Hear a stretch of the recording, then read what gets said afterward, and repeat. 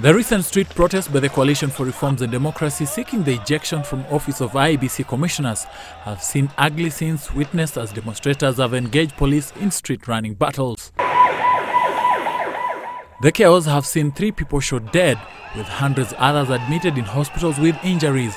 But police spokesperson Charles Owino, while appearing on Citizen TV show Cheche, claims the deaths arose when officers were forced to act in self-defense. Police officers must restrain themselves to use of firearm as a last resort. But don't be cheated that the police can never use firearm. It is very clear in law that there are justifiable circumstances when police officers may use their firearm. And the most justifiable circumstance is protection of life. And in protection of life as a policeman, you start with yourself. The Independent Police Oversight Authority had said it had launched investigations into the conduct of police during the demos and will instigate charges against any officers found to have acted unlawfully. There's a big lie that some people have tried to tell the youths that those guns police carry, they don't carry live ammunitions. It is a lie. There's no way Mutegi utabeba bunduki kama kuni. Bunduki must always be protected. No, it's honest. Okay. I cannot pretend to be in the street here with firearms which do not have live ammunitions. So as we go to a riot, we go to a riot to protect the other persons that may not be participating in that riot, and including the rioters themselves.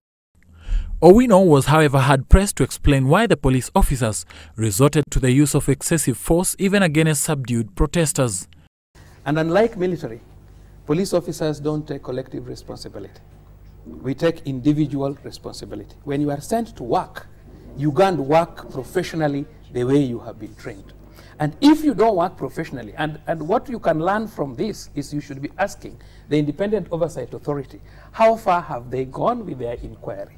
If there are officers indicted for having not acted professionally. But you know, I'm surprised. I mean, don't you have internal police disciplinary action? You have to wait to be investigated by the oversight authority. We have so what we are looking at is your own measures, leave alone the external measures to check you, yes. But internally, has action been taken? As I speak to you, yes. The Director of Internal Affairs yes. has been mandated by the Inspector General to investigate all the riot actions on each and every day that we have undertaken, and I think is going to do a report.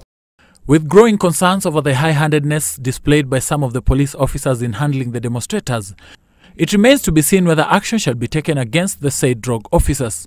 Victor Kanani, Citizen Live at 1.